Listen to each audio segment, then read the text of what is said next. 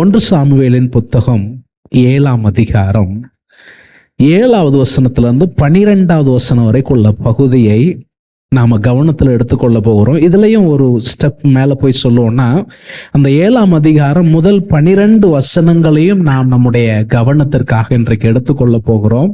ஆகவே நம்முடைய செய்திக்கு ஆதாரமாக ஒரே ஒரு வசனத்தை மாத்திரம் நம்ம வாசிக்கலாம். 7:12 நம்ம வாசிப்போம். அப்பொழுது சாமுவேல் ஒரு கல்லை எடுத்து மிஸ்பாவுக்கும் சேனோக்கும் நடுவாக நிறுத்தி, இம்மட்டும் கர்த்தர் எங்களுக்கு உதவி செய்தார் என்று சொல்லி அதற்கு எபினேசர் என்று பெயரிட்டான். இம்மட்டும் கர்த்தர் எங்களுக்கு உதவி செய்தார் என்று சொல்லி அதற்கு எபனேசர் என்று பெயரிட்டான். நம்ம எல்லாருக்கும் இந்த எபனேசர் என்கிறதான பதம் ரொம்ப பரிச்சயமான ஒரு பதம், ஒரு வார்த்தை. கர்த்தருக்கு சொல்லப்பட்டிருக்கிற பல்வேறு நாமங்களில் இது ஒரு நாமம். எபனேசர் அப்படிங்கிற வார்த்தைக்கு அர்த்தம் என்ன அப்படின்னு சொன்னா, உதவி செய்கிற கன்மலை என்பதுதான் அதனுடைய அர்த்தம். ஸ்டோன் ஆஃப் ஹெல்ப், உதவி செய்கிற கன்மலை என்பதுதான் எபனேசர் என்கிற பெயருக்கு அர்த்தம். நம்ம எல்லாரும் பாட்டு பாடுகிறோம். எபனேசரே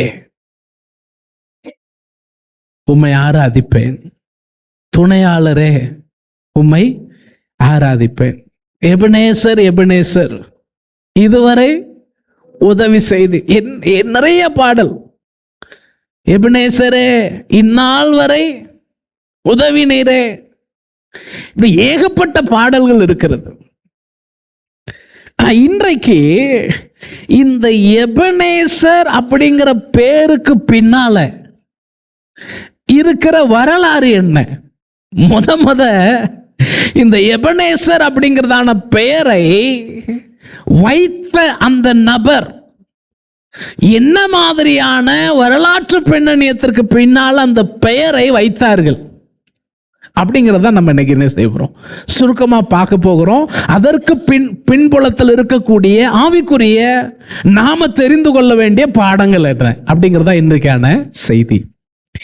இப்போ நீங்க அந்த 7ஆம் அதிகாரத்துல பேக்ரவுண்ட் நம்ம சொல்லுவோம்னு சொன்ன, அந்த 7ஆம் அதிகாரத்தின் துவக்கத்தை சொல்லுவதற்கு முன்பதாக நீங்க 4ஆம் அதிகாரத்துல முதல் வசனத்தை பாருங்க.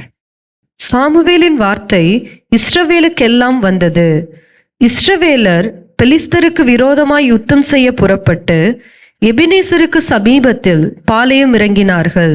எங்க இறங்க? எபனேசர், அதாவது எபனேசர் என்கிற பெயர் பின்னாலதான் வச்சாங்க.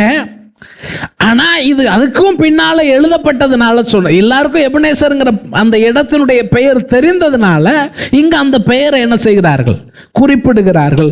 பாளையம் இறங்கினார்கள். என்ன நடக்கிறது அப்படின்னா, பெலிஸ்தர் இவர்கள் மீது ஜெயம் கொள்ளுகிறார்கள். 2வது வசனத்துல சொல்லி இருக்கிறது 4000 பேர் மரித்து போகிறார்கள். எத்தனை பேரு? 4000 பேர் மரிக்கிறாங்க. உடனே இவங்க முடிவு பண்றாங்க, ஐயோ நமக்கு ஏன் அப்படி நடந்துச்சு, கர்த்தருடைய உடன்படிக்கை பெட்டி என்ன செய்யல, நம்ம கூட இல்ல, அதனால உடன்படிக்கை பெட்டி என்ன செய்வோம், எடுத்துட்டு வருவோம்னு சொல்லி உடன்படிக்கை பெட்டி எடுத்துட்டு வராங்க. அங்கே வசனம் சொல்லுகிறது, உடன்படிக்கை பெட்டி இவர்களுடைய அந்த யுத்த களத்திற்கு வந்த உடனே ஜனங்கள் ஒரு பெரிய ஆரவாரம் பண்ணுகிறார்கள். அந்த ஆரவாரம் எப்படி இருந்துச்சாம், பூமி அதிரத்தக்கதாய் மகா சத்தமா என்ன செஞ்சாங்களாம், ஆர்ப்பரித்தார்கள். அவ்வளோ பெரிய ஆர்ப்பரிப்பு. உடனே இவங்களுக்கு ஆர்ப்பரிக்கிற சத்தத்தை பார்த்தா பெலிஸ்தருக்கே என்ன வந்துருச்சு, நம்ம தொலைஞ்சோம், நம்மள முடிச்சு கட்ட போறாங்க அப்படின்ட்டு அவங்களுக்குள்ளே பேசினாங்க. சகோதரரே, இன்னைக்கு வரைக்கும் இந்த யூதர்கள் எபிரெயரை நம்ம ஆண்டு கொண்டிருக்கிறோம். நம்ம அவங்களுக்கு அடிமை ஆகணுமா, நீங்க தான் என்ன செய்யணும், முடிவு பண்ணணும். அதனால நீங்கள் புருஷராய் நின்று திடமானதாய் நின்று என்ன செய், யுத்தம் பண்ணு. பெட்டி வந்துருச்சு. ஆனா நீ அடிமை ஆகணுமா சுதந்திரமா வாழணுமா? அவனுக்கு இருக்கிற வைராக்கியத்தை பாருங்க. நான் யாரா இருக்கக்கூடாது, அடிமையா இருக்கக்கூடாது அப்படிங்கிற வைராக்கியம். அந்த வைராக்கியத்தோடு யுத்தம் பண்ணனா அன்னைக்கு பெட்டி இருந்தும் இஸ்ரவேலர் மத்தியில 30,000 பேர் சாகுறாங்க. எந்த பெட்டி நிமித்தம் இஸ்ரவேலர் மிகப்பெரிய ஆர்ப்பரிப்பு நடத்தினாங்களோ அந்த பெட்டியை பெலிஸ்தர் பிடிச்சிட்டு அவன் ஊருக்கு கொண்டு போயிட்டான். ஆனா தெரியாதனமா தப்பு பண்ணிட்டான். கொண்டு போய் அவங்க கோயில்ல கொண்டு போய் வைக்கான். கோயில்ல கொண்டு போய் வச்சா மறுநாள் பார்க்காங்க அது அப்படியே சாஞ்சி கிடக்கு. பெட்டிக்கு முன்னால தலை குப்புற விழுந்து கிடக்கு. திரும்ப அதை எடுத்து என்ன செய்யறாங்க, என்னடா அது கொடுமையா போச்சே, திரும்ப எடுத்து நிறுத்திட்டு மறுநாள் போய் பார்த்தா கை வேறு காலு வேறு உடைஞ்சு கிடக்கு. ஜனங்களுக்குள்ள மிகப்பெரிய வாதை, மூல வியாதி, பெரிய வாதை ஆயிப்போச்சு. ஜோசியக்காரங்களை கூப்பிடுறான், என்னையா பிரச்சனை, ஏன் இது இப்படி நடக்கு? அவன் சொல்றான் அந்த பெட்டி தான் காரணம். அப்ப என்ன செய்யறது? என்ன செய்ய, ஒரு வண்டி மாட்டில் கெட்டி அதை அனுப்பி விட்டுரு, பழி செலுத்தி அனுப்பி விட்டுருங்க. அப்ப அவங்க தெய்வத்துக்குள்ளே 1-2 சுண்டலி மாதிரி 1-2 பொம்மைகளையும் செஞ்சு உள்ள வச்சு அனுப்பிட்டான். இதெல்லாம் வரலாறு, நம்ம அதுக்குள்ள போறதுக்கு நமக்கு நேரம் இல்லை. அதை தொடர்ந்து இவங்க அனுப்புனது பெட்சி மேஸ் அப்படிங்கிற ஒரு இடத்துக்கு வந்து சேருது. மக்களுக்கு ரொம்ப சந்தோஷம். இஸ்ரவேலருக்கு என்ன வந்துருச்சு? உடன்படிக்கை பெட்டி வந்துருச்சு. இவனுங்க துணிகரமா அந்த பெட்டியில உள்ள என்ன இருக்குன்னு திறந்து பார்த்திருக்காங்க. விளைவு 50,000 பேர். சாதாரண நம்பர் கிடையாது. அவங்க சொல்றாங்க, கீரியாத்தி யாரையும் ஆட்களை பார்த்து சொல்றாங்க, ஐயா நாங்க அனுபவிச்சது போதும், இங்க இருந்து யாராவது என்ன செஞ்சிருங்க, கொண்டு போயிருங்க. இப்பதான் 7ஆம் அதிகாரம் வருது.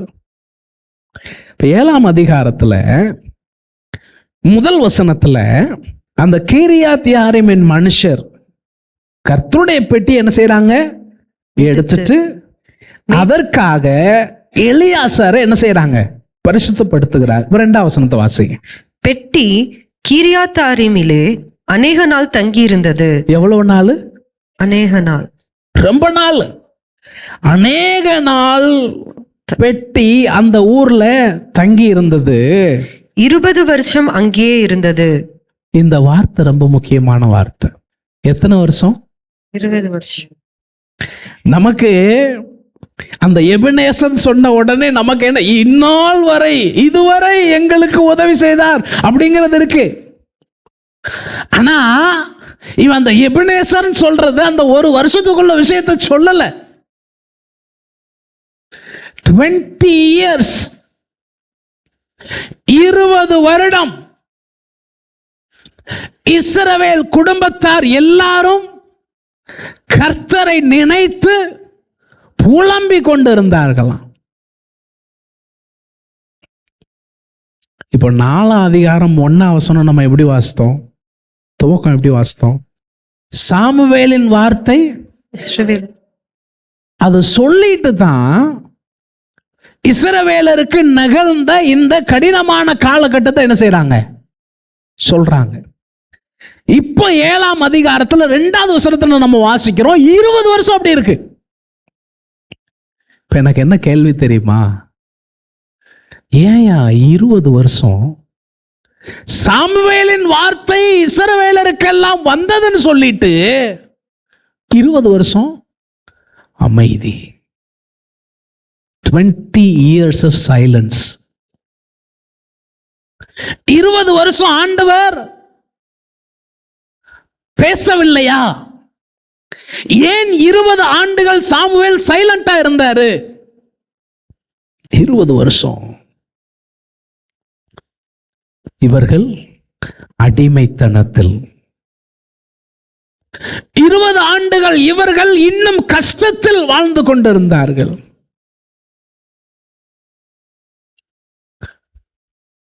சில நேரங்களில் நாம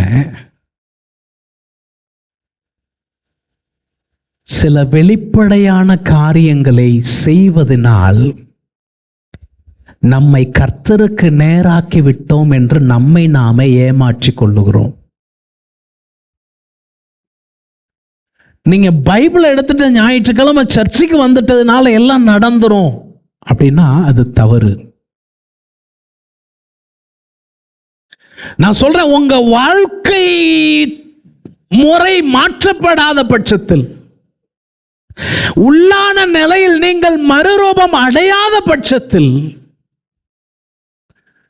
பிரியமானவர்களே, உங்க வாழ்க்கை மாறாது. கர்த்தர் உங்களில் கிரியை செய்ய விரும்புகிறார். ஆனா அதற்கு நீங்கள் உங்களை கர்த்தருக்கு நேராக்காத பட்சத்தில் அவர் அமைதியாகத்தான் இருப்பார். இஸ்ரவேலர் வாழ்வில் 20 ஆண்டுகள் அப்படிப்பட்ட அமைதி, ஒரு சத்தம் இல்ல, அமைதி. காரணம் என்ன? அவர்கள் தான் காரணம், ஆண்டவர் காரணம் கிடையாது. வசனம் சொல்லுது, அவர்கள் கர்த்தரை நினைத்து புலம்பிக் கொண்டிருந்தார்கள். அது எப்படி சொல்றதுன்னா, இப்பதான் 3வது 4வது வசனம், அதான் ரொம்ப முக்கியமான வசனம். எபனேசர் அப்படிங்கிறது உனக்கு நடக்கணும்னா நீ என்ன செய்யணும்?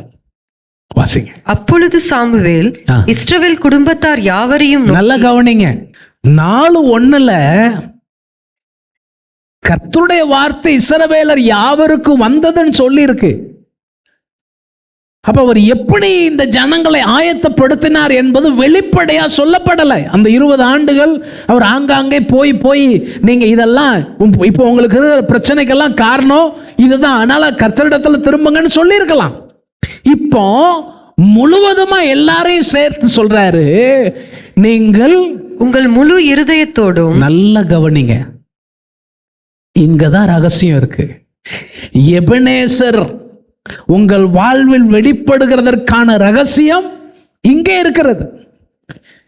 சொல்றார், உங்கள் முழு இருதயத்தோடும் கர்த்தரிடத்தில் திரும்புகிறவர்களானால் அந்நிய தேவர்களையும் அஸ்தரோத்தையும் உங்கள் நடுவிலிருந்து விலக்கி. என்னதை நீங்க விளக்கணும்? அந்நிய தேவர்களை, அஸ்தரோத்தை விலக்கி உங்கள் இருதயத்தை கர்த்தருக்கு நேராக்கி. கர்த்தருக்கு நேராக்கி அவர் ஒருவருக்கே ஆராதனை, அவர் ஒருவருக்கே ஆராதனை செய்யுங்க.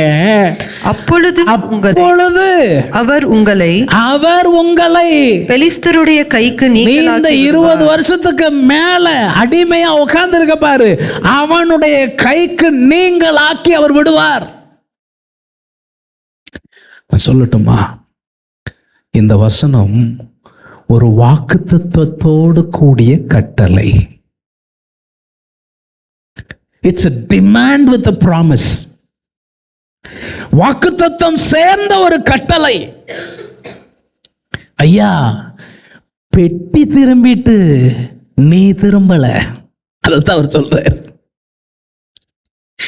பெட்டி திரும்பினா போதாது, நீ திரும்பணும். ரொட்டீன் எல்லாம் நடக்கு, பண்டிகைகள் கொண்டாடுகிறார்கள், எல்லாம் செய்யறாங்க, அனுசரிப்பு நடக்கு, everything is going on, everything is normal, but you are not where you are supposed to be in your heart. வெளிப்படையா நீங்க ஏதோ சடங்குகளை நிறைவேற்றி வருகிறதுனால் உங்கள் வாழ்வில் மாற்றம் வந்துவிடும் என்றால் நீங்கள் உங்களை நீங்களே ஏமாற்றிக் கொண்டிருக்கிறீர்கள். சாமுவேல் சொல்றார், ஐயா நீ என்ன செய்,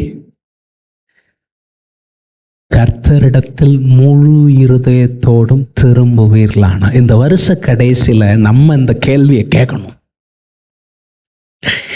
நான் கர்த்தரிடத்தில் முழு இருதயத்தோடு அவரிடத்தில் இருக்கிறேனா? பிரியமானவர்களே, ரொம்ப முக்கியமான கேள்வி. அவர் எனக்கு அதை கொடுத்தாரு, இதை கொடுத்தாரு, அப்படி நடத்தினார், இப்படி, அதெல்லாம் நார்மலா நடக்கிற விஷயங்கள்.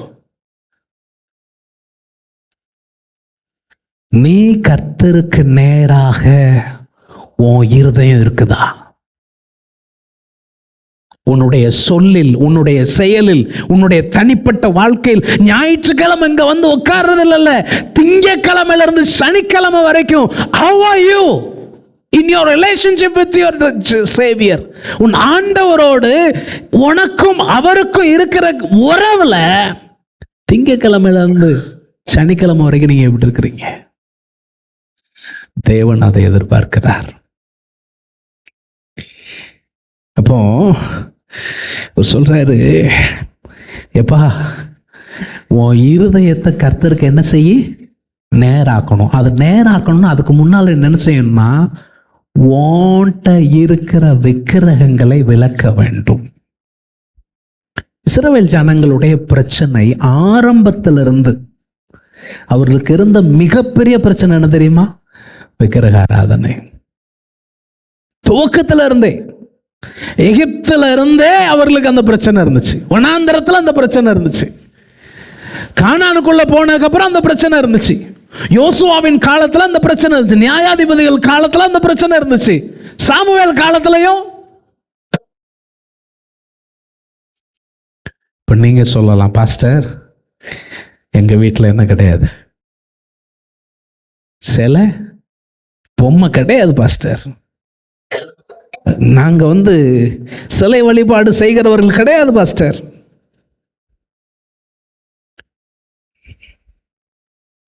ஒரு பரிசுத்தவான் இப்படி எழுதுறாரு, கோவில்களில் இருக்கும் சிலைகளை விட உள்ளத்தில் குடிகொண்டிருக்கும் சிலைகள் அதிக ஆபத்தானவை.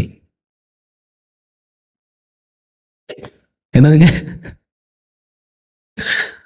கோயில்ல இருக்கிற சிலைகளை விட உனக்கு உள்ள குடிகொண்டிருக்கிற சிலைகள் அது எதுவா இருக்கலாம்? கர்த்தருக்கு கொடுக்க வேண்டிய கனத்தையும் முக்கியத்துவத்தையும் நீ எதற்கு கொடுக்கிறாயோ அது உனக்கு சிலை. அதுதான் உன் விக்கிரகம். அதாவது ஆண்டவர்கிட்ட நீ வந்துட்டேன்னா ஆண்டவர் உன்ட்ட செகண்ட் பெஸ்ட் எல்லாம் எதிர்பார்க்க மாட்டார். ப்ரையாரிட்டியை தான் அவர் எதிர்பார்ப்பார்.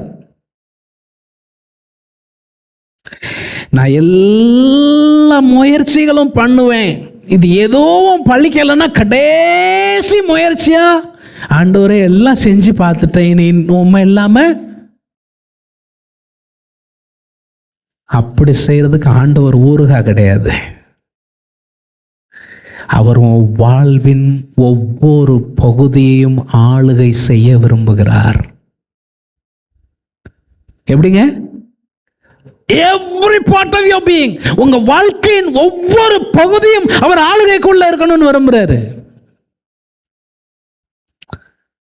நம்ம எல்லாம் செஞ்சுக்கலாம், கடைசியில பார்த்துக்கலாம். நஹி சல்தா ஹை,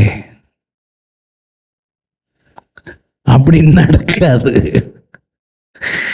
நீ தொட்டுக்கிட தொடச்சுக்கிட அவர் ஊறுகாயோ கருவேப்பிலே கிடையாது.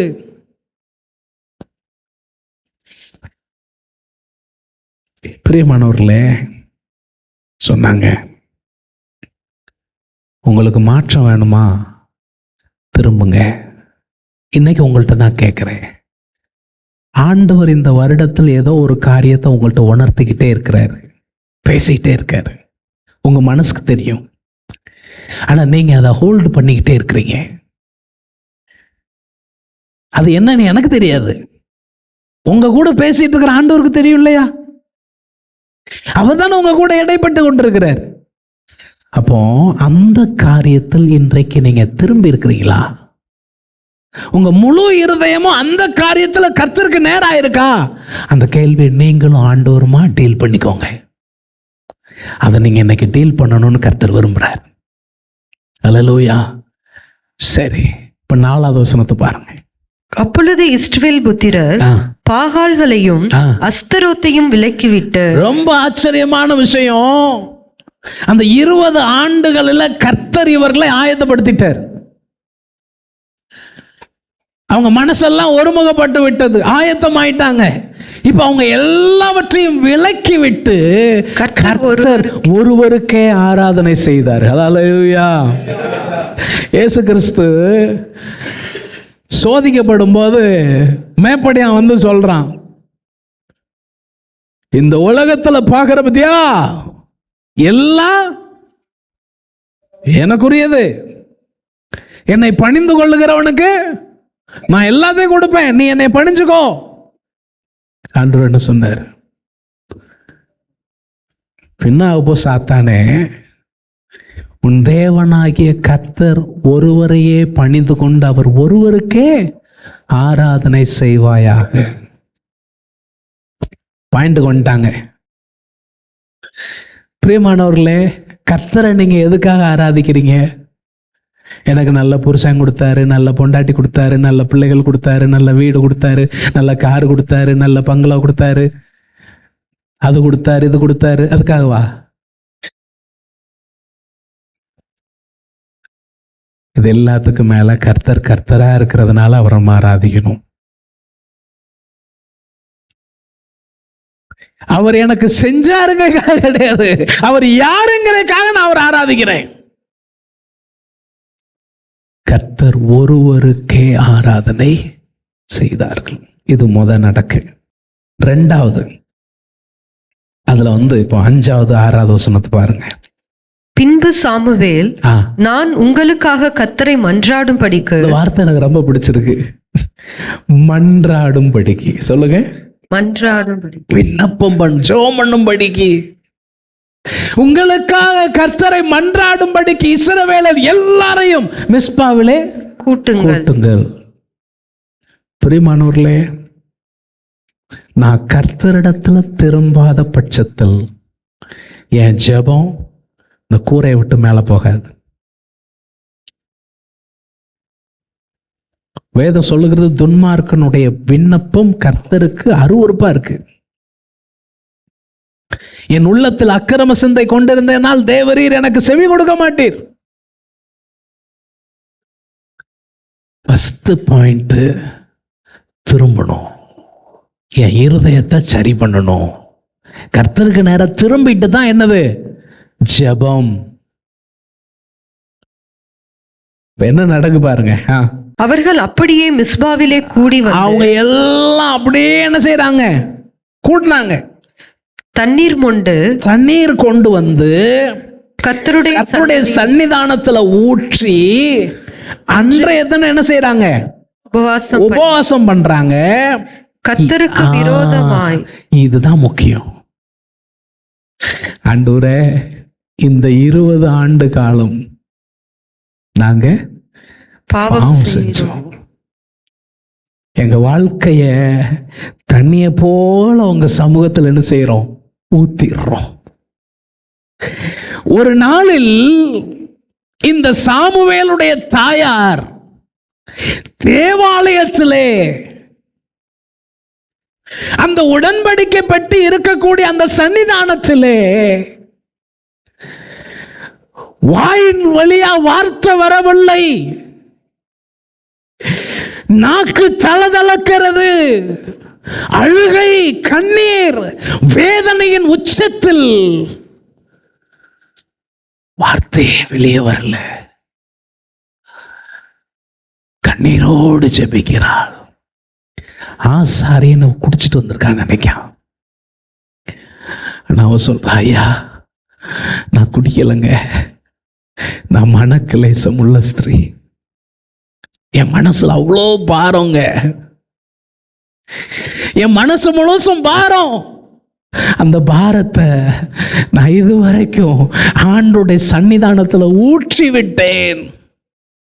என் இருதயத்தை நான் அவரிடத்துல ஊற்றிட்டேன். வேதம் சொல்லுகிறது, அப்புறம் அவள் துக்கமுகமாய் இருக்கவில்லை, அவளுக்கு கர்த்தர் செவி கொடுத்தார். இங்கே அதன் அடையாளமாகவே இவங்க தேவ சன்னிதானத்தில் தண்ணீரை ஊற்றுகிற, இந்த தண்ணீரை ஊற்றுகிறது என்கிற அனுபவம் அப்படிங்கிறது என்னன்னா மனமாற்றத்தின் வெளிப்பாடு, அர்ப்பணிப்பின் அடையாளம். பிரியமான கர்த்தருடைய பிள்ளைகளே, உங்க வாழ்க்கையில அந்த மனமாற்றமும் கர்த்தருடைய வழியில நடக்கிறதற்கான அர்ப்பணிப்பும் இல்லாமல், அந்த அறிக்கை செய்தலும் இல்லாமல் என் ஆண்டவரால் கிரியை செய்ய முடியாது. நான் இன்னைக்கு உங்கள்கிட்ட கேட்கிறேன், ஏதோ ஒரு காரியம் உங்களுக்கு தடையாவே இருந்துட்டு இருக்கு. ஒருவேளை அந்த தடைக்கு காரணம் நீங்க அறிக்கை செய்யாத சில விஷயங்களா கூட என்ன செய்யலாம், இருக்கலாம். எனக்கு தெரியாது. நீங்க ஆண்டவர்ட்ட கேட்கணும், ஆண்டவர்ட்ட நீங்க கேட்கணும். சரி, இப்போ எனக்கு இதுல இந்த சாமுவேல் சொன்ன அந்த வார்த்தை கர்த்தரை மன்றாடும்படிக்கு, நான் சொல்றேன், சாமுவேல் ஒரு தாயின் மன்றாட்டு ஜெபத்திற்கு பதிலாக வந்தவன். ஒரு மனக்லேசம் உள்ள பெண், அவ வேதனைப்பட்டு கண்ணீர் விட்டு கதறி தேவ சமூகத்தில் வைத்த விண்ணப்பத்திற்கு பதிலாக வந்தவன் தான் சாமுவேல். பிரியமான சகோதரியே, நீ ஒரு தாயாக நீ அழுது கொண்டிருக்கலாம், ஆனா உன் கண்ணீருக்கு நிச்சயமா பிரதிபலிப்பு இருக்கிறது. உன் கண்ணீர் வீண் போகவே போகாது. உன் கண்ணீரை அவர் துருத்தில வச்சிருக்கிறார், உன்னை அவர் அறிஞ்சிருக்கிறார். ஒரு தாயாருடைய ஜெபம் வீண் போகவே போகாது. நீ தேவ சமூகத்தில் தனியே வடிக்கிற கண்ணீரின் அனுபவம் வீண் போகாது. அது நிச்சயமாய் ஒரு நாளில் பிரதிபலனை கொண்டு வரும். அதை நீ பார்த்து கர்த்தரை மகிமைப்படுத்துவாய். ஏன்னா உங்க துக்கத்தை சந்தோஷமாய் மாற்றுகிற தேவன் இன்றைக்கும் உயிருள்ளவராயிருக்கிறார். அவ அழுகைக்கு பதிலா வந்தவன் சாமுவேல். அது மட்டுமல்ல, அந்த தாய் தன் இருதயத்தை தேவ சமூகத்தில் ஊற்றி ஜெபித்தது போல இந்த சாமுவேல் தன் வாழ்நாள் முழுவதும் ஜெப வீரனாயிருந்தான். ஜெபிக்கிற தாய் தான் ஜெபிக்கிற ஜெப வீரர்களை ஏற்படுத்த முடியும். தாய்மாரே, நீங்க ஜெபம் பண்ணணும். அப்போ தகப்பன்மார் ஜெபம் பண்ண வேண்டாமா? வேணும். ஜெபம் இல்லாத குடும்பம் அது கூரை இல்லாத வீடு அப்படிம்பாங்க. இந்த வருட இறுதியில் இன்னைக்கு ஜெபத்தை ரொம்ப கேலி கிண்டல் கூத்து பண்ற அளவுக்கு நிறைய பிரசங்க மேடையில கூத்து பண்றாங்க. அதெல்லாம் நம்மளால சகிக்க முடியல, அவ்வளவு கஷ்டமான விஷயம். Samuel, he was a man of prayer, he was a prayer warrior. காரணம் என்ன தெரியுமா? அவன் தாய் ஜெபிக்கிறவரால் தான். இன்னைக்கு உங்க பிள்ளை உங்களை தான் பார்க்காங்க. இதுல எனக்கு ரொம்ப பயம். இந்த 1 சாமுவேல் 2 சாமுவேல் ராஜாக்கள் நாளாகம புஸ்தகம் இதுல எல்லாம் ரொம்ப பயத்தை கொடுக்கக்கூடிய ஒரு விஷயம் என்ன தெரியுமா? தாவீதனுடைய நல்ல குணங்களை அவங்க பிள்ளைங்க படிக்கல,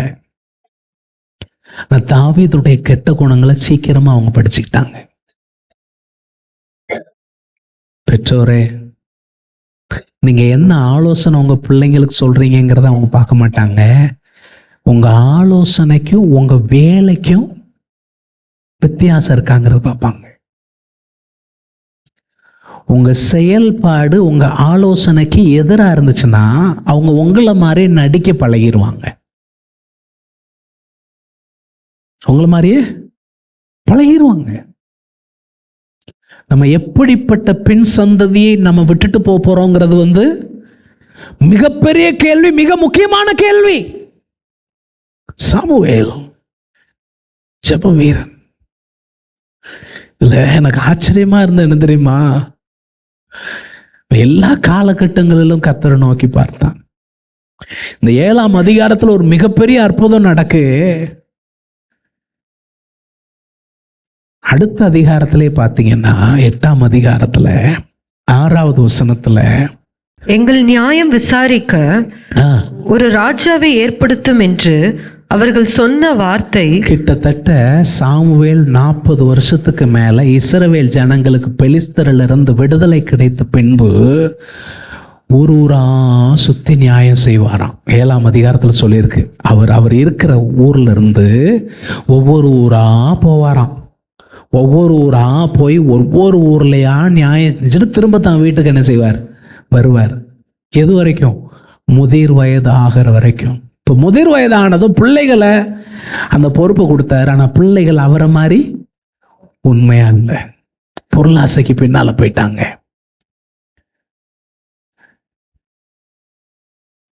இது எனக்கு பெரிய கஷ்டத்தை கொடுக்கக்கூடிய ஒரு பாடம். சாமுவேல் எவ்வளவு பெரிய ஜெப வீரர், ஆனா அவர் பிள்ளைகள் அவர் மாதிரி இல்லையே. சாமுவேலுக்கு அது மிகப்பெரிய வருத்தத்தை கொடுத்துருக்கும். என் பிள்ளைகள் இப்படி ஆயிட்டாங்களே, என் பிள்ளைகளால இப்படி இந்த மக்களும் கேட்காங்களே, எங்களை நியாயம் விசாரிக்க யார் வேணும்? அரசர் வேண்டும். அந்த வார்த்தை சாமுவேலுக்கு எப்படி இருந்துச்சா? தகாததாய் காணப்பட்டது. ஆகையால் சாமுவேல் கர்த்தரை நோக்கி விண்ணப்பம் பண்ணினான். அதாவது தகாததாய் காணப்பட்டதுன்னு தமிழ்ல சொல்லியிருக்கு. அதோட அர்த்தம் என்னன்னு சொன்னா, அவனை சோர்வடைய செய்தது, வருத்தப்படுத்த செஞ்சு. இத்தனை வருஷம் நம்ம இந்த மக்களுக்காக நம்ம கஷ்டப்பட்டு கடைசியில் இவங்க இப்படி நம்மளையே புறம் தள்ளி விட்டார்களே, அந்த எண்ணம். அதனாலதான் அடுத்த வசனத்துல சொல்றாரு, எப்பா நீ அவங்க சொல்றதெல்லாம் செய். ஏன்? அவர்கள் உன்னை தள்ளவில்லை, நான் அவர்களை ஆளாதபடிக்கு என்னைத்தான் தள்ளினார். உன்னை தள்ளல தம்பி, என்னதான் தள்ளாங்க. அந்த இடத்துல கூட ஆண்டவர் சாமுவேல் இடத்துல என்ன சொல்ல தெரியுமா? எப்பா உன் பிள்ளைகள் சரியா நடக்காதனாலதான் உன்னையும் தள்ளிட்டாங்க என்னையும் தள்ளிட்டாங்கன்னு சொல்லல.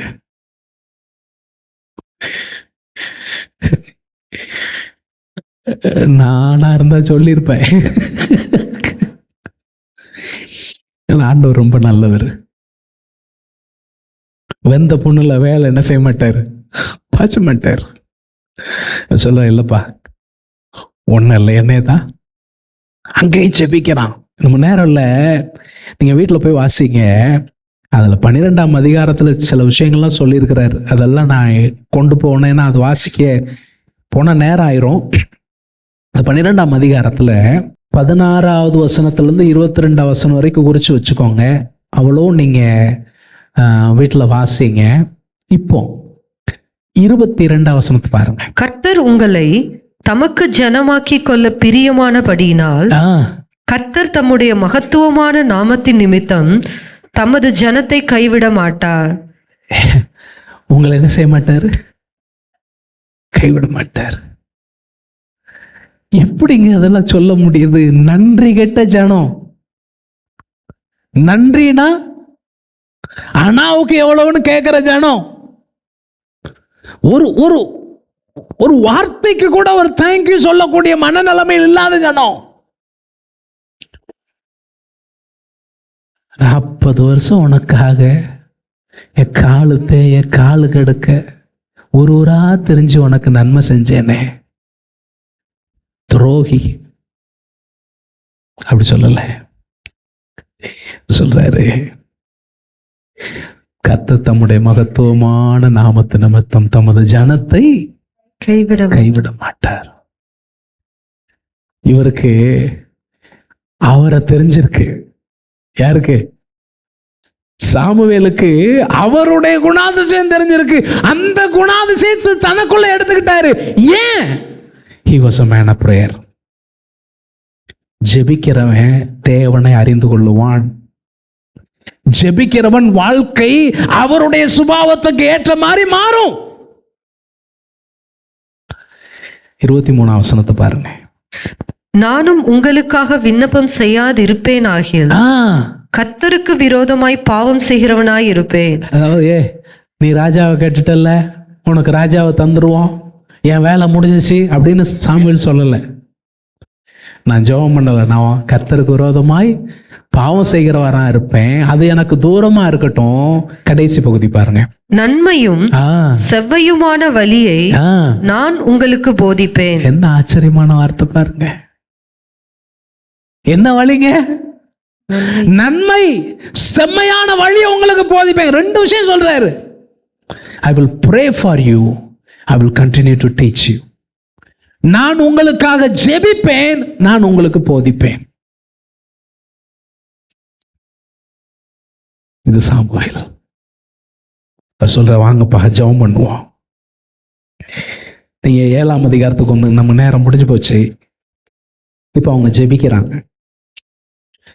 ஜெபிக்கும் போது இவங்க எதுக்குன்னு கூடி இருக்கிறாங்க? எல்லாரும் மிஸ்பால போருக்கு கூடல.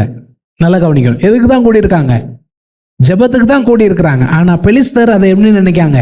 7ஆம் வசனத்துல பாத்தீங்கன்னா, இஸ்ரவேல் புத்திரர் மிஸ்பாவிலே கூடி வந்ததை பெலிஸ்தர் கேள்விப்பட்ட போது பெலிஸ்தரின் அதிபதிகள் இஸ்ரவேலுக்கு விரோதமாக எதிர்த்து வந்தார்கள். என்னன்னா, இவங்க யுத்தத்துக்கு ரெடி ஆயிட்டாங்கன்னு சொல்லி அவர்களும் யுத்தத்திற்கு வருகிறார்கள்.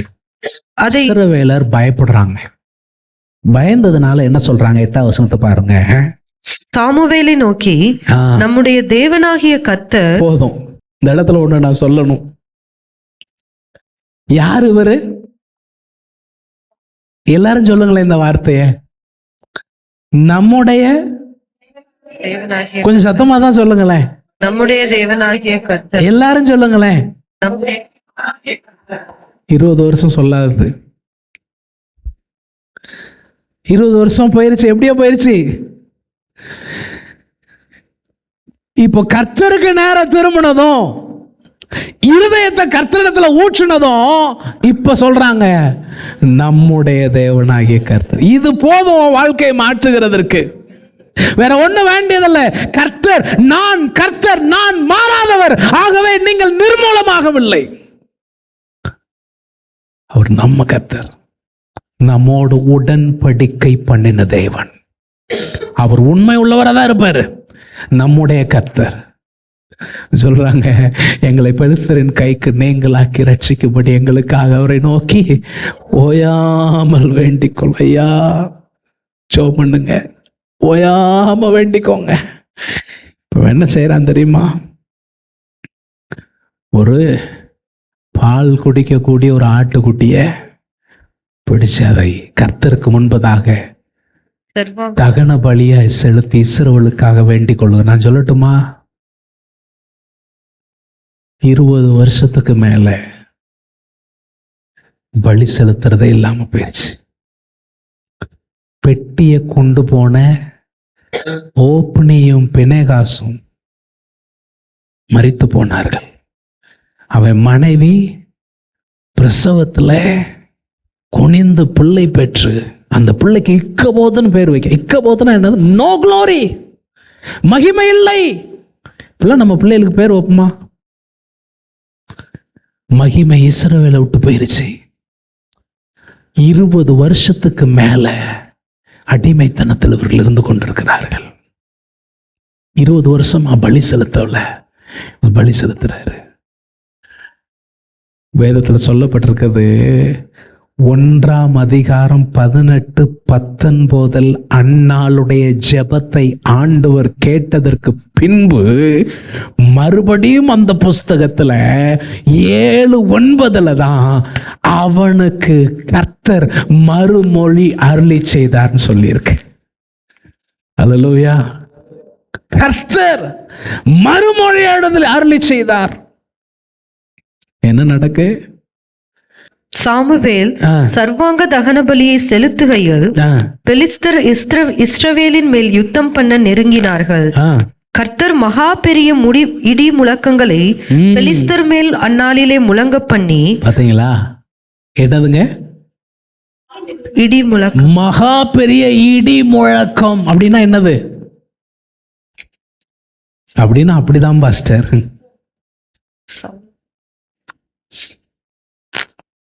திடீர்னு இடி இடிச்சா அப்படி இருக்கும்.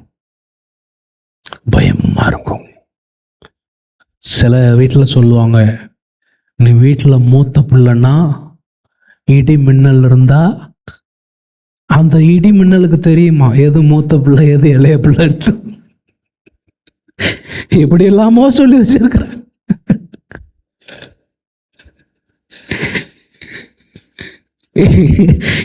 இடி, சரியான இடி, பயங்கரமான இடி மின்னல் முழக்கம். இது யாரு மேல முழங்க பண்ணாரா?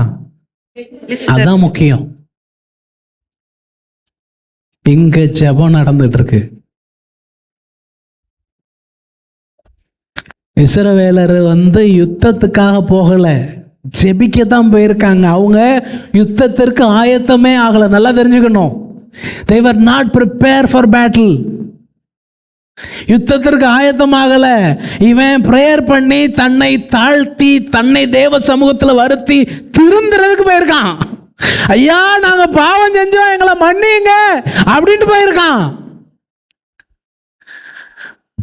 சிலர் சொல்லுவாங்க, பாஸ்டர் நீங்க ஜெபம் பண்ணுங்கன்னு சொன்ன. பாஸ்டர் நாங்க ஜெபம் பண்றது கிடையாது பாஸ்டர். ஏன்? நான் ஜெபம் பண்ணாதான் ரொம்ப சோதனை வருது பாஸ்டர். இது ஒரு பெரிய சோதனை. எங்க ஜெபம் பண்ணுங்கன்னா ஜெபம் பண்ணாதான் என்ன வருது? சோதனையா வருது. ஜெபிக்காம விட்டுட்டா நார்மலா இருக்கு.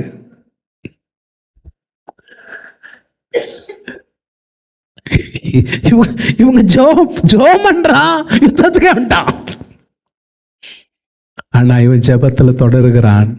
யுத்தத்தை கர்த்தர் பார்த்துக்கிட்டாரு. அல்லேலூயா, அல்லேலூயா. அதாவது நீ ஒன்ன சரி பண்ணிட்டனா அவர் எங்க கை வைக்கணும்னு அவருக்கு தெரியும். சரியா அவர் பாயிண்ட் பிடிச்சு அடிப்பாரு. அவரை மாதிரி குறி வைக்க உலகத்துல ஒரு சக்திக்கு முடியாது. வசனம் இடி முழக்கம் அவர்களை கலங்கடித்ததினால் இஸ்ரவேலருக்கு முன்பாக பட்டு விழுந்தார்கள். வசனம் சொல்லு. நம்ம எடுக்க வேண்டாம். யாத்திராகமம் 14 இதான் நடக்கு. செங்கடலுக்கு முன்னால இஸ்ரவேலர் இருக்கிறார்கள். பார்வோனின் சேனை பின்னால் இருக்கு. ஆண்டவர் கோலை நீட்டி செங்கடலை நோக்கி இது பண்ணு, கடல் 2 பிளக்கும். 2 பிளக்கு வெட்டாந்தரையா போயிருச்சு. இவங்க போறாங்க, இஸ்ரவேல் ஜனங்கள் போறாங்க. இந்த பின்னால வாரவனுக்கு புத்தி வேணும்ல. ஏதோ சம்திங் நடக்கு அப்படிங்கிற ஒரு அறிவு வேணும் இல்லையா? 10 வாதையை நீ பார்த்துட்ட. அப்ப அந்த 10 வாதையிலும் தேவனுடைய கரம் இருக்கிறத நீ பார்த்த. உன் தேசமே பார்த்துச்சு. உன் அரசனுக்கு தான் புத்தி இல்லைன்னா உனக்கு புத்தி வேண்டாமா? இப்போ இவங்க எங்க போறாங்க? ஐயா கடலுக்குள்ள வெட்டாந்தரைக்குள்ள போன மாதிரி போய்க்குமோ.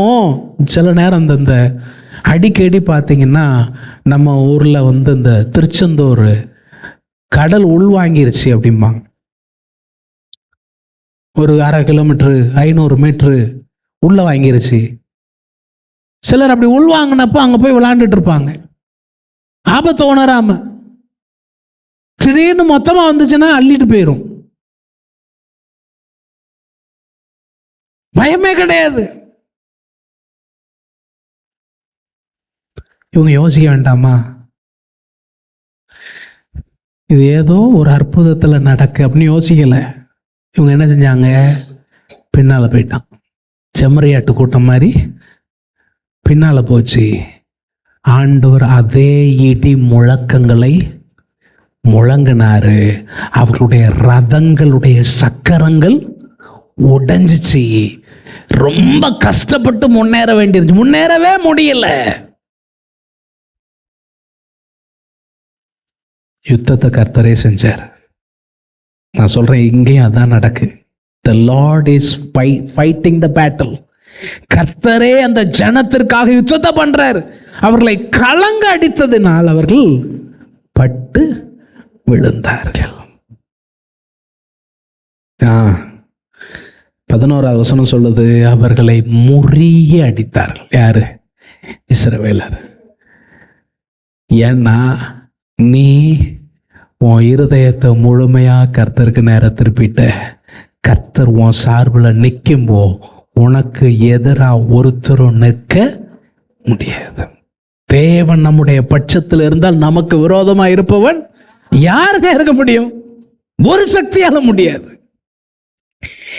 இப்பந்தான் சாமுவேல் சொல்றாரு, ஒரு கல்லை எடுத்து ஒரு நினைவு கூறுதலுக்காக அந்த பகுதியில் நிறுத்தி சொல்றாரு, இம்மட்டும் கர்த்தர் எங்களுக்கு உதவி செய்தார். இம்மட்டும்.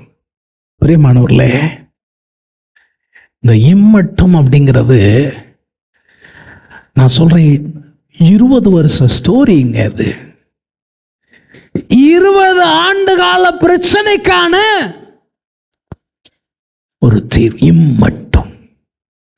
அப்ப அந்த 20 வருடங்கள்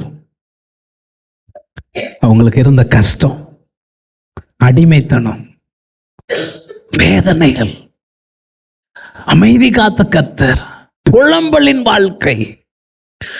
ஆனா அவங்க திரும்பினப்போ கர்த்தர் உதவி செய்தார். நான் சொல்லட்டுமா, நீ கர்த்தருக்கு நேர இருக்கிற நேரத்தில் மாத்திரமல்ல, நீ கர்த்தருக்கு தூரமாய் இருக்கிற நேரத்திலும் அவர் உன்னை காத்து கொண்டுதான் இருந்திருக்கிறார். அது அவர் உன் மேல வச்ச அன்பு. நீ தூரமா போயிருந்தப்போமோ அவர் உனக்கு உதவி செய்யாம இருந்ததில்லை. அவர் செய்து கொண்டது. ஏன் தெரியுமா? என் பிள்ளை என்னிடத்துல திரும்பி வந்து விடுவா, என் பையன் என் இடத்துல திரும்பி வந்துடுவான் அப்படிங்கிற ஒரு எண்ணத்தோடு, அந்த ஒரு எதிர்பார்ப்போடு அவர் உனக்கு உதவி தான் செஞ்சிருக்கிறார். ஹட்சன் டெய்லர் அப்படின்னு ஒரு மிஷனரி, சீன தேசத்துல மிகப்பெரிய ஊழியம் செஞ்சவர். அதாவது விசுவாசத்துல ஊழியம் செய்யணும் அப்படிங்கிற அந்த விசுவாச ஊழியத்திற்கான துவக்கம் அவர் வீட்டில் பலகையில் ஒரு எழுத்து எழுதியிருக்குமா, 2 வார்த்தைகள். ஒன்று எபனேசர், இன்னொன்று யெகோவா ஈரே. எபனேசர் அண்ட் ஜெகவா ஜாயிரா, இந்த 2 வார்த்தை உள்ள ஒரு பலகை. எபனேசர்னா என்னது? இம்மட்டும் உதவி செய்தார். யெகோவா ஈரேனா கர்த்தருடைய பர்வதத்தில் பார்த்து கொள்ளப்படும், கர்த்தர் பார்த்துக்கிடுவாரு. அதாவது இம்மட்டும் அப்படிங்கிற வார்த்தை, அது இதுவரைக்கும் ஆண்டவர் எனக்கு செஞ்சிருக்கிறாருங்க, இனி எப்படி? அப்படி கிடையாது. இம்மட்டும் நீ ஒவ்வொரு முறை சொல்லும் பொழுதும் இனிமேலும் அவர் எனக்கு உதவி செய்ய வல்லவர் என்பதை இம்மட்டும் நான் வந்த வழியிலே அறிந்து கொண்டேன். ஏன் நாம கர்த்தரை துதிக்க சொல்றோம் தெரியுமா? கர்த்தர் நமக்கு செய்த நன்மையை சொல்லி ஏன் துதிக்க சொல்றோம் தெரியுமா? ஏன்னா அது உங்கள் வரும் காலத்திற்கான விசுவாசத்தை உங்களில் அதிகப்படுத்தும். அதாங்க நம்ம சொல்ல விரும்புறோம். இதுவரைக்கும் நடத்தினார், இம்மட்டும் நடத்தினார். அப்ப இதுக்கு மேல விட்டுருவாரா? விடமாட்டார். முடிவு பரியந்தம் அவர் நடத்துவார். என்ன வசனம் சொல்லுது, அவர் யார் தெரியுமா? அவர் ஆதியும் அல்பாவும் ஒமேகாவுமா இருக்கிறார். துவக்கமும் முடிவும் அவர் தான். விசுவாசத்தை துவங்குகிறவர், விசுவாசத்தை முடிக்கிறவர். நீங்க தைரியமா கர்த்தருக்கு நன்றி சொல்லுங்க. இம்மட்டும் எனக்கு உதவி செய்தவர் இனிமேலும் என் கூட இருந்து என்னை நடத்துவார்.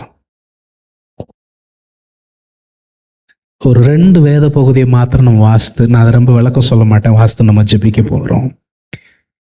சங்கீதம் 71 17-18. தேவனே, என் சிறு வயது முதல் எனக்கு போதித்து வந்தீர், இதுவரைக்கும் உம்முடைய அதிசயங்களை அறிவித்து வந்தேன். ரொம்ப ஆச்சரியமான வார்த்தை. எப்போ இருந்து அவர் எனக்கு போதிச்சாரா? சிறு வயது. சொல்லுங்க, சிறு வயது. ஒருவேளை நீங்க சிறு வயதுல ரட்சிக்கப்படாம இருக்கலாம், ஒரு நடுத்தர வயது காலங்களில் ரட்சிக்கப்பட்டிருக்கலாம். நீங்க அப்படி சொல்லிக்கலாம்,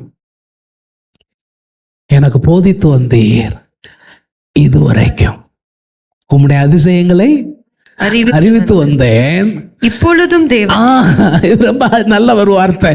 இவர் ஜெபத்தை பாருங்க. இப்பவும் ஆண்டவரே இந்த சந்ததிக்கு உமது வல்லமையையும் உம்முடைய வல்லமையும். எந்த சந்ததிக்கு? அதாவது அவர் காலத்துல வாழ்ந்து கொண்டிருக்கிற மக்களுக்கு என்னது சொல்லணுமா?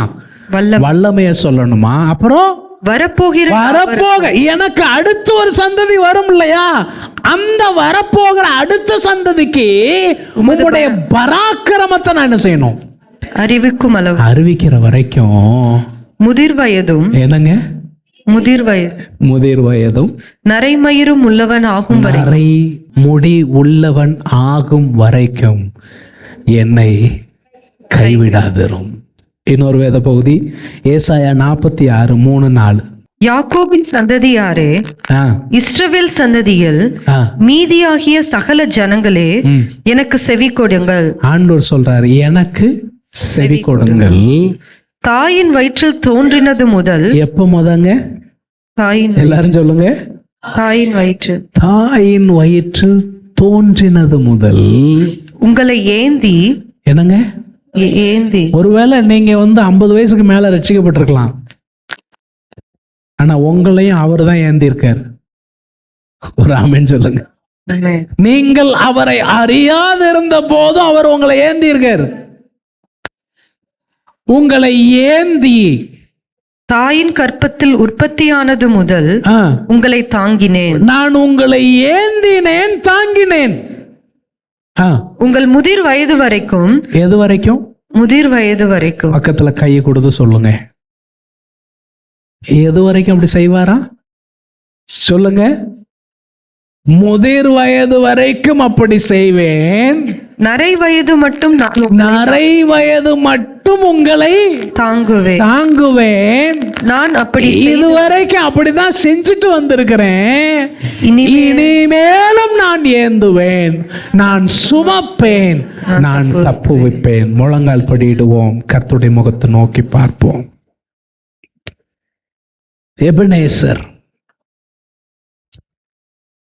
இந்த வார்த்தைக்கு பின்னால 20 ஆண்டு கால வரலாறு இருக்கிறது. அவர்கள் தேவனோட்டு தூரமா இருந்தப்போ அப்பவும் கர்த்தர் அவர்களுக்கு உதவி செய்து கொண்டிருந்தார், பாதுகாத்து வந்தார். ஆனா தேவனுக்கு நேர திரும்பின பொழுது, முழு இருதயத்தோடு அவருக்கு நேர திரும்பின பொழுது, தங்கள் பாவங்களை அறிக்கையிட்டு அவரிடத்தில் ஜெபித்த பொழுது அவர் மாற்றத்தை கட்டளையிட்டார். இன்றைக்கும் உன் வாழ்க்கையில நீ பொத்தி பாதுகாத்து கொண்டிருக்கிற விக்கிரகம் எதுவும் இருக்கா? இந்த வருஷ கடைசியில் அதை தூக்கி உதறி போட்டு, அது வேண்டாம். ஆண்டவர் உன்னை அடிக்கடி உணர்த்தி கொண்டிருக்கிற அந்த காரியத்துல இன்றைக்கு கீழ்ப்படிய உன்னை ஒப்புக்கொடு.